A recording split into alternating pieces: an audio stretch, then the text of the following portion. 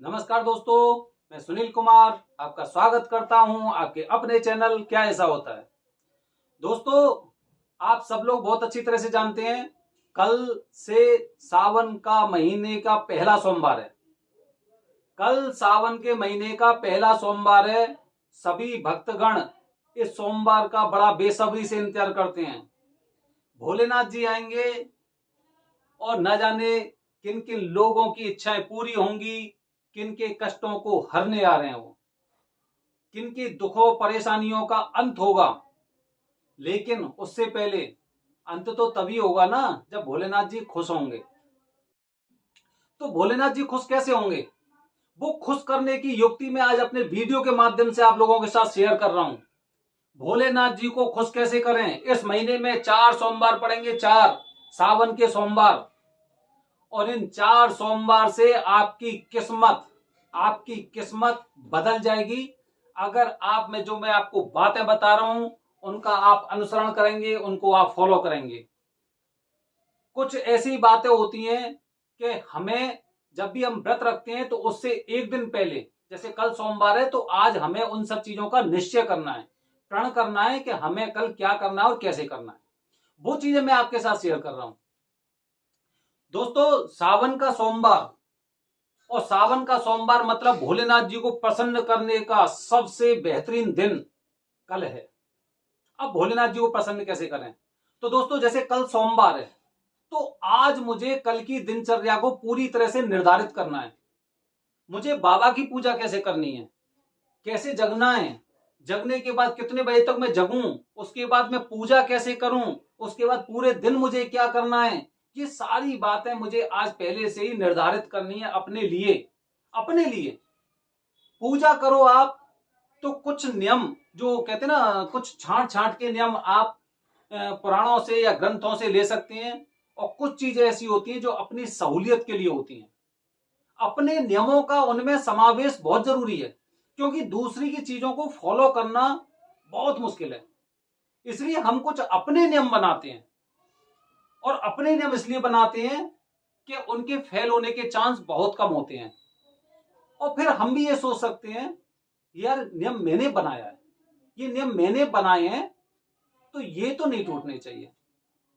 ऐसे ही इसी सीक्वेंस में मैं आपको बता रहा हूं कि आपको कल बाबा की पूजा कैसे करनी है, जिससे बाबा बहुत जल्दी प्रसन्न होंगे, अति शीघ्र प्रसन्न होंगे।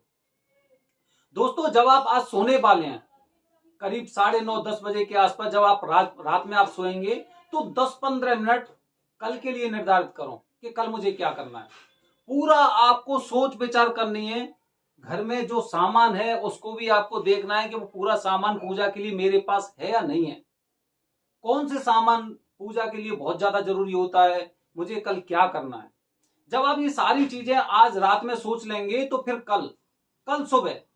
कल सुबह उठते ही आपको एक बात पर बहुत गंभीर विचार करना है और बहुत तरीके से सोचना है। बहुत से लोगों में आजकल जो हैबिट बन गई है, वो हैबिट ऐसी बन गई है कि सुबह ही सुबह उठ के वो या तो पानी पिएंगे, पानी नहीं पिएंगे तो चाय पिएंगे, या फिर नहाने से पहले वो पानी और चाय वगैरह सब कुछ पी लेते हैं। ये तो बदलनी पड़ेगी, कितनी भी कठिन हो लेकिन बदलनी पड़ेगी। केवल सोमवार के दिन, केवल सोमवार के लिए, केवल सावन के सोमवार के व्रत के लिए। तो मुझे क्या करना है? मुझे ये करना है, जब भी मैं जगूंगा सुबह, कल सुबह जैसे ही मैं सुबह जगूंगा, तो जगने के बाद मुझे नित्य क्रम से निवृत्त होने के पश्चात मुझे तब तक पानी की एक बूंद मेरे शरीर में नहीं जानी चाहिए जब तक मैं बाबा को जल अर्पित नहीं कर दूं। स्वामी के प्रति दास भाव, मेरे स्वामी हैं भोलेनाथ जी, मेरे स्वामी हैं। तो जब पहले मैं अगर उन चीजों को उन्हें नहीं चढ़ाऊंगा, उससे पहले मैं अपने अंदर पानी की एक बूंद नहीं डालूंगा। ये भावना होती है, दास्य भाव होता है। बाबा को खुश करने के लिए, खुश करना है मुझे बाबा को, कि भाई जब तक चाहे भले ही मुझे 10 बज जाएं, 11 बज जाएं, 12 बज जाएं, जब तक मैं बाबा के ऊपर जल अर्पित नहीं करूंगा तब तक मैं पानी की एक बूंद तक नहीं पीऊंगा। जल्दी जगो, जल्दी जल अर्पित करो, जल्दी आप पानी पियो। दास्य भाव, ये दास का भाव है। अब क्या है, आपने पानी नहीं पीना है। जब तक आप शिवलिंग पे जल अर्पित नहीं कर दो तब तक आपको पानी नहीं पीना है। अब उसके बाद अगला पॉइंट, बाबा को बेल पत्र बहुत ज्यादा प्रिय हैं, बहुत ज्यादा। वैसे लोग ये बताते हैं, शास्त्रों में हमने पढ़ा है कि बिल्व पत्र में भी और भगवान शिव विराजमान है। बिल्व पत्र बहुत ज्यादा जरूरी होता है सोमवार को जब आप व्रत रहते हैं तो उस दिन शिवलिंग पर चढ़ाना। बिना बिल्व पत्र के बाबा प्रसन्न हो ही नहीं सकते, बिल्कुल प्रसन्न नहीं हो सकते बिना बिल्व पत्र के। सावन का सोमवार और आपने बिल्व पत्र नहीं चढ़ाया तो कोई फायदा ही नहीं है। आप रह लो व्रत, अपनी खुशी के लिए रह लो कि भाई मैं व्रत रह रहा हूं, लेकिन जब तक बिल्व पत्र नहीं चढ़ेगा तब तक आपकी पूजा पूरी नहीं मानी जाएगी। तो दूसरा पॉइंट ये है कि आपको बिल्व पत्र अवश्य चढ़ाने हैं, अवश्य चढ़ाने हैं। कंडीशन कैसी भी हो, चाहे एक दिन पहले आप घर पे लाके रख लो, बल्कि एक दिन पहले ही आपको रखना चाहिए, क्योंकि सोमवार के दिन बिल्व पत्र नहीं तोड़ने चाहिए। काफी लोग ऐसे होते हैं जो सोमवार वाले दिन सुबह ही उठते हैं, सुबह गए और एकदम वहां से बेलपत्र तोड़ लाए, बाबा पे चढ़ा दिए। कोशिश आपको करनी है कि सोमवार के दिन आपको बेलपत्र नहीं तोड़ना चाहिए। एक दिन पहले आप घर पे लाके रख लो और उन्हें अच्छी तरह से रखो, और अच्छी तरह से रखने के बाद आपको वो भोलेनाथ पर सोमवार को चढ़ाने हैं।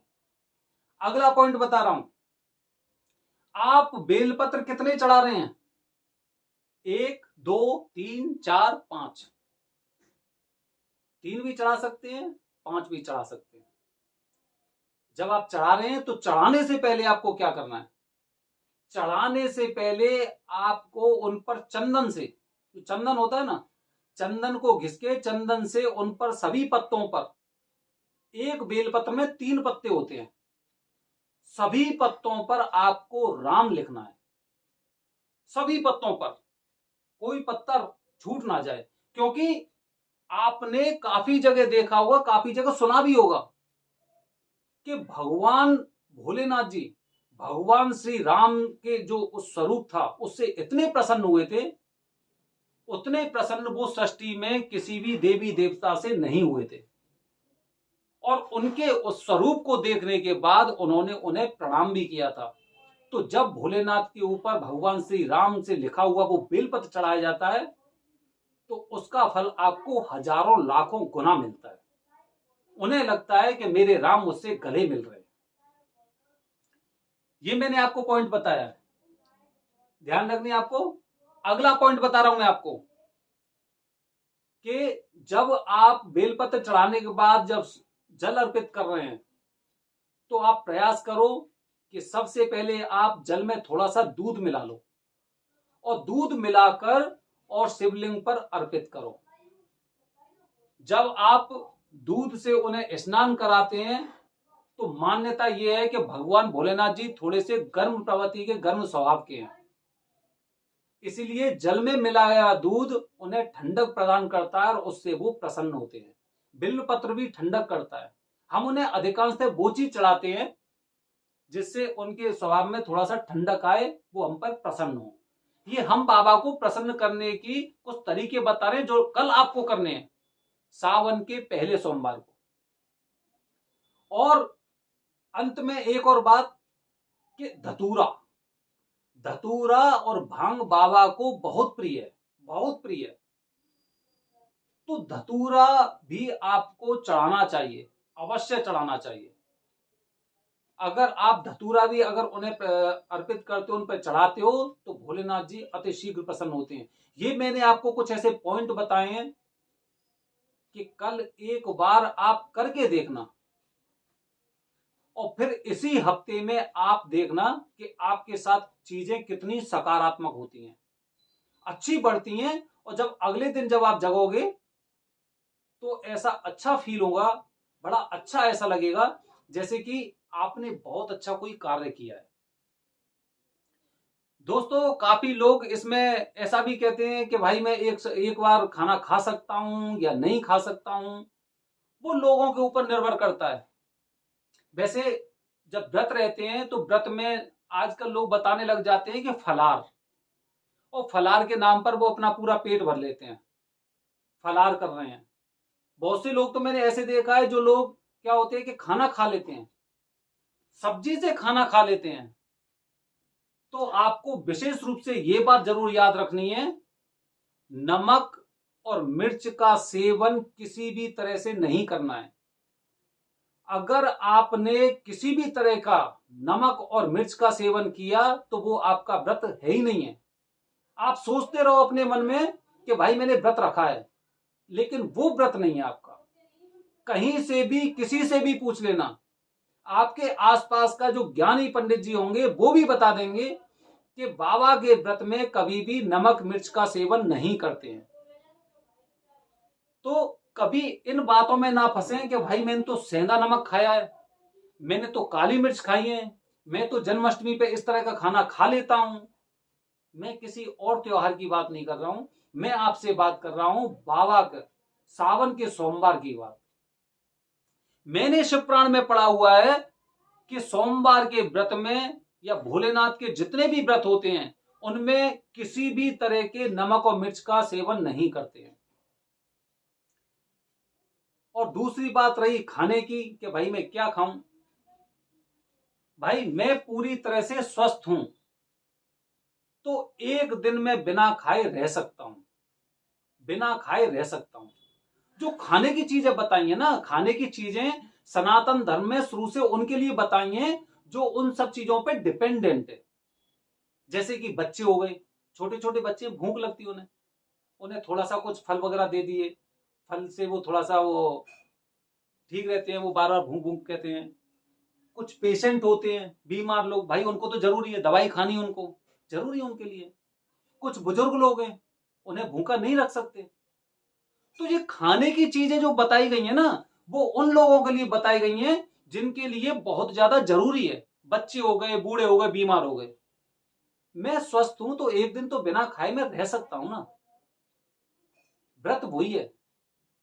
अगर आप अपनी किसी भी इंद्रिय पे कंट्रोल नहीं कर पा रहे हो, भूख हो गई, सोमवार का दिन है, भूख क्यों लगेगी? जब आप मन से आधा घंटा 10 मिनट 20 मिनट अगर पूजा करोगे, पूरे दिन भूख नहीं लगेगी। वही तो कहते हैं भक्ति में शक्ति। मुझे तो नहीं लगती। मैं सोमवार के दिन कुछ भी नहीं खाता, फल भी नहीं खाता, हाँ चाय पी लेता हूं, उसके अलावा कुछ नहीं। तो मैं तो कुछ नहीं खाता हूं। मैं तो करीब 20-25 साल मैंने बाबा की पूजा की है, आज भी करता हूं। पूरी श्रद्धा है, पूरी भक्ति है, पूरा विश्वास है उनके ऊपर। मुझे तो आज तक एक दिन भी भूख नहीं लगी, बल्कि ऐसा और लगता है कि पेट आज मेरा कुछ ज्यादा भरा हुआ है, क्योंकि मैं स्वस्थ हूं। मुझे और लोगों की बातों पे नहीं जाना कि भाई एक टाइम खा ले, शाम को तू खा सकता है, क्यों खाऊं, व्रत कहां जाएगा मेरा। तो जो खाने का विचार होता है वो खाना उन लोगों के लिए होता है जो इस पर डिपेंडेंट है, पूरी तरह से निर्भर है। तो दोस्तों ये कुछ कार्य आपको करने हैं और फिर देखिए आप चमत्कार। कल सावन का पहला सोमवार है, इस तरह से जब आप पूजा करेंगे तो आप देखेंगे कि आपको इसी हफ्ते में कुछ ऐसे अच्छे और शुभ समाचार मिलेंगे जिनका आप बहुत सालों से बेसब्री से इंतजार कर रहे थे। अगले सोमवार का व्रत कैसे रहना है मैं आपको बताऊंगा। मेरे चैनल से जुड़े रहें, चैनल को मेरे को सब्सक्राइब किया है आपने और लाइक भी करते रहें। मैं आपको एक एक जानकारी उस वीडियो के माध्यम से देता रहूंगा। धन्यवाद दोस्तों, जय हिंद, जय भारत, हर हर महादेव।